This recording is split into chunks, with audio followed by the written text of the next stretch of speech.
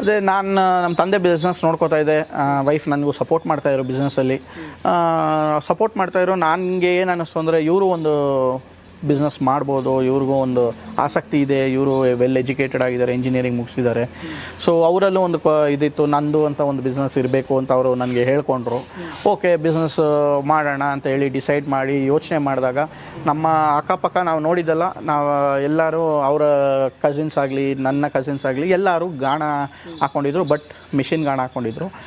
But ನನಗನ್ನಿಸ್ತು ಯಾಕೋ ಇದರಲ್ಲಿ ಮನಿ ಇರ್ಬೋದು ಬಟ್ ಸ್ಯಾಟಿಸ್ಫ್ಯಾಕ್ಷನ್ ಇರಲ್ಲ ಅಂತ ಅನ್ನಿಸ್ತು. ಮತ್ತು ನನಗೆ ತುಂಬ ಒಂದು ಥಾಟ್ ಇತ್ತು, ನಾವು ಯಾಕೆ ಈ ಗಾಣದ ಬಿಸ್ನೆಸ್ ಬಿಟ್ಬಿಟ್ವಿ. ಮತ್ತು ಈ ಎಣ್ಣೆ ಅದು ಏನೋ ಅಂತಾರಲ್ಲ, ಅದು ಫ್ಯಾಮಿಲಿ ಬಿಸ್ನೆಸ್, ಅದು ನಮ್ಮ ರಕ್ತದಲ್ಲಿರುತ್ತೆ. ನಾವು ಈ ಎಣ್ಣೆ ಬಿಸ್ನೆಸ್ಸಿಂದ ಈಚೆ ಬಂದ್ಬಿಡಿ, ಅಟ್ಲೀಸ್ಟ್ ಒಂದು 10 ವರ್ಷ 15 ನಮ್ಮ ತಂದೆ ತೀರ್ಕೊಂಡ್ಮೇಲೆ ಈ ಎಣ್ಣೆ ಬಿಸ್ನೆಸ್ಸಿಂದ ಈಚೆ ಬಂದುಬಿಟ್ಟಿದ್ದೀವಿ ಅಂತ ಅನ್ನಿಸ್ತಾನೆ ಇತ್ತು. ಎಲ್ಲೋ ಒಂದು ಕಡೆ ನಾವು ಟಚಲ್ಲಿ ಇರಬೇಕು ಅಂತ ಅನ್ನಿಸ್ತು. ಆಗ ನಾನು ನನ್ನ ವೈಫಿಗೆ ಹೇಳಿದೆ, ಆಯಿಲ್ ಬಿಸ್ನೆಸ್ ಮಾಡೋಣ.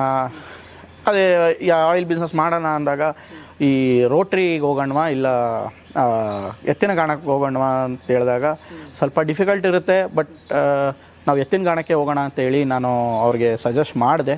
ಮತ್ತು ನಾವು ಫ್ಯಾಮಿಲಿಯಲ್ಲೂ ಡಿಸ್ಕಸ್ ಮಾಡಿದ್ವಿ. ಯಾರು ಖುಷಿ ಆದರೂ ಏನೋ ನಮ್ಮ ಅಜ್ಜಿ ತುಂಬ ಖುಷಿ ಆಗ್ಬಿಟ್ರು. ಅವ್ರಿಗೆ ಹೇಳ್ಕೊಳಕ್ಕಾಗದಿರೋ ಸಂತೋಷ. ನೀನು ಎತ್ತಿನ ಗಾಣ ಆಡಿಸ್ತೀಯಾ, ಎತ್ತನೆಲ್ಲ ತಗೋತೀಯ ನೀನು, ನನಗೆ ತುಂಬ ಖುಷಿ ಆಗ್ತಾಯಿದೆ, ನನ್ನ ಯಾವಾಗ ಕರ್ಕೊಂಡು ಹೋಗ್ತೀಯಾ ಅಂತ ಇವಾಗಲೂ ಕೇಳ್ತಾ ಇರ್ತಾರೆ. ಅವ್ರು ಬಂದರೆ ಒಂದು 5 ನಿಮಿಷ 10 ನಿಮಿಷ ನಿಂತ್ಕೊಂಡು ನೋಡಿದ್ರೆ ಅವರಿಗೆ ಹಳೆ ನೆನಪುಗಳೆಲ್ಲ ಬರುತ್ತೆ.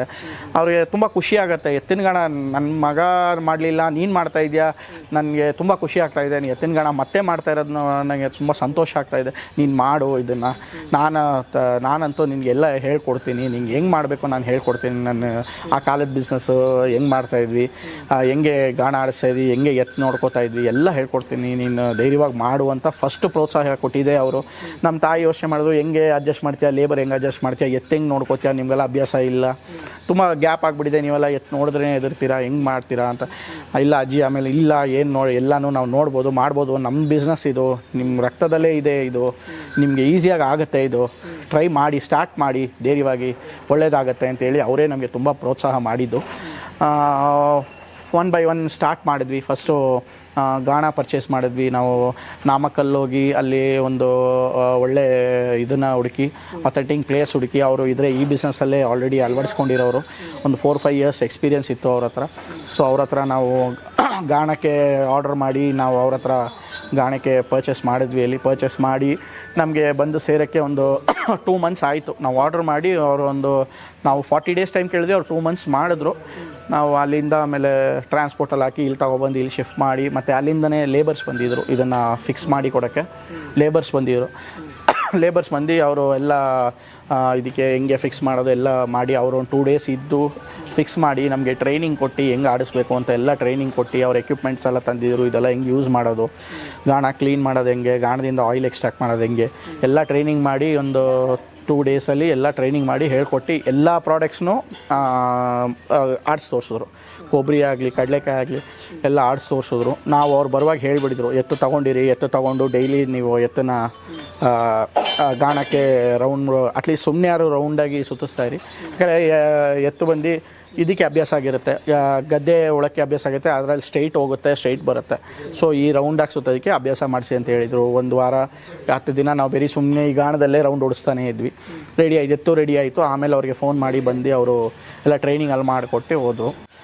ಟ್ರೈನಿಂಗ್ ಎಲ್ಲ ಆದಮೇಲೆ ನಾವು ಬಿಸ್ನೆಸ್ ನಾವೇ ಸ್ಟಾರ್ಟ್ ಮಾಡುವಾಗ ಫಸ್ಟ್ ಟೈಮು ಸೆಕೆಂಡ್ ಟೈಮ್ ಸ್ವಲ್ಪ ಡಿಫಿಕಲ್ಟೀಸ್ ಇತ್ತು ಆಯಿಲ್ ಎಕ್ಸ್ಟ್ರಾಕ್ಷನ್ ಮಾಡೋದ್ರಲ್ಲಿ. ಅದಕ್ಕೆ ಕೆಲವುದಕ್ಕೆ ನೀರು ಹಾಕಬೇಕು, ಕೆಲವುದಕ್ಕೆ ಬೆಲ್ಲ ಹಾಕಬೇಕು. ಸೊ ಅದು ಒಂದೊಂದಕ್ಕೆ ಒಂದೊಂದು ಪ್ರೊಸೀಜರ್ ಇದೆ. ಸೊ ಅದನ್ನೆಲ್ಲ ನಾವು ಇನ್ನು ಟ್ರೈನ್ ಆಗೋಷ್ಟೊಳಗೆ ನಮಗೆ ಒಂದು 1 month ಟೈಮ್ ಆಯಿತು. ಆಮೇಲೆ ಪ್ರೊಡಕ್ಷನ್ ಎಕ್ಸ್ಟ್ರಾಕ್ಷನ್ ಆಗಿದ ತಕ್ಷಣ ನಾವು ನೆಕ್ಸ್ಟು ಶಾಪ್ ಎಲ್ಲಿ ಮಾಡೋಣ ಅಂತ ಹುಡುಕಿದಾಗ ನಾವು ವಿಜಯನಗರ 3rd ಸ್ಟೇಜಲ್ಲಿ ಸಪ್ತಮಾತ್ರಿಕಿ ದೇವಸ್ಥಾನ ಆಪೋಸಿಟ್ ಒಂದು ಶಾಪ್ ನೋಡಿದ್ವಿ. ಅಲ್ಲಿ ಶಾಪ್ ಲೀಸ್ ಮಾಡಿಕೊಂಡು ಅಲ್ಲಿ ಶಾಪ್ ಒಂದು ಓಪನ್ ಮಾಡಿದ್ವಿ. ಎಲ್ಲ ಆಯಿಲೆಲ್ಲ ಇಲ್ಲಿ ಮ್ಯಾನುಫ್ಯಾಕ್ಚರ್ ಮಾಡಿದ್ದೆಲ್ಲ ಅಲ್ಲಿ ಪ್ಯಾಕಿಂಗ್ ಮಾಡಿ ಅಲ್ಲಿ ಡಿಸ್ಪ್ಲೇಗಿಟ್ಟು ಇವಾಗ ಅಲ್ಲಿ ನಮ್ಮದೊಂದು ಶೋರೂಮ್ ಇದೆ. ಇವಾಗ ಇಲ್ಲಿ ಶಾಪ್ ಇರಲಿಲ್ಲ, ಇವಾಗ ಇಲ್ಲೂ ಒಂದು ಶಾಪ್ ಕನ್ಸ್ಟ್ರಕ್ಷನ್ ಮಾಡ್ತಾಯಿದ್ದೀವಿ. ಸೊ ಇಲ್ಲೂ ಒಂದು ಕಸ್ಟಮರ್ಸ್ ನಾವು ಎಕ್ಸ್ಪೆಕ್ಟ್ ಮಾಡಲಿಲ್ಲ, ಬಟ್ ನಾವು ಕಸ್ಟಮರ್ಸ್ ಎಲ್ಲ ಇಲ್ಲೇ ಬರೋಕ್ಕೆ ಸ್ಟಾರ್ಟ್ ಮಾಡಿದ್ದಾರೆ. ಸೊ ಇಲ್ಲೊಂದು ಯೂನಿಟ್ ಇರಲಿ, ಅಲ್ಲೊಂದು ಯೂನಿಟ್ ಇರಲಿ ಅಂತ ಹೇಳಿ ಡಿಸೈಡ್ ಮಾಡ್ಕೊಂಡು ಇವಾಗ 2 ಯೂನಿಟು. ಮತ್ತು ಇಲ್ಲಿ ಮಾಡಿದ್ದು ಇನ್ನೂ ಏನು ಈಸಿ ಆಯಿತು ಅಂದರೆ, ಕಸ್ಟಮರು ಯಾವುದೇ ಡೈರೆಕ್ಷನಿಂದ ಬೇಕಾದ್ರೂ ಆರ್ಡ್ರ್ ಮಾಡ್ತಾರೆ. ಸೊ ಮೈಸೂರು ಸುತ್ತಳತೆಯಲ್ಲಿ ಎಲ್ಲಿಂದ ಆರ್ಡರ್ ಮಾಡಿದ್ರೆ ಈವನ್ 1 ಲೀಟ್ರ್ ನಾವು ಮಿನಿಮಮ್ 1 ಲೀಟ್ರ್ವರೆಗೂ ನಾವು ಫ್ರೀ ಹೋಮ್ ಡೆಲಿವರಿ ಮಾಡಿಕೊಡ್ತೀವಿ. ಫ್ರೀ ಹೋಮ್ ಡೆಲಿವರಿ ಮಾಡಿಕೊಡ್ತೀವಿ. ನಾವು ಚಾರ್ಜಸ್ ಏನು ಮಾಡಲ್ಲ.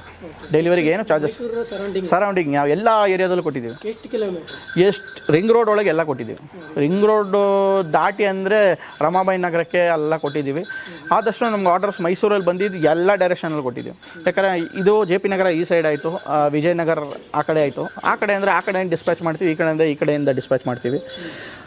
ಏನಾದ್ರು ಕಸ್ಟಮರ್ಸು ಸಿಟಿ ಸರೌಂಡಿಂಗ್ ಇದ್ದರೆ ಮನೆಗೆ ಒಂದಿನ ಹಿಂದೆ ಮನೆಗೆ ತೊಗೊಂಡೋಗ್ಬಿಟ್ಟು ಬೆಳಗ್ಗೆ ಮನೆಯಿಂದ ಡಿಸ್ಪ್ಯಾಚ್ ಮಾಡಿಬಿಡ್ತೀವಿ. ಸೊ ಆನ್ ದಿ ವೇ ಹಂಗೆ ಡೆಲಿವರಿ ಮಾಡಿಬಿಟ್ಟು ಬಂದುಬಿಡ್ತೀವಿ.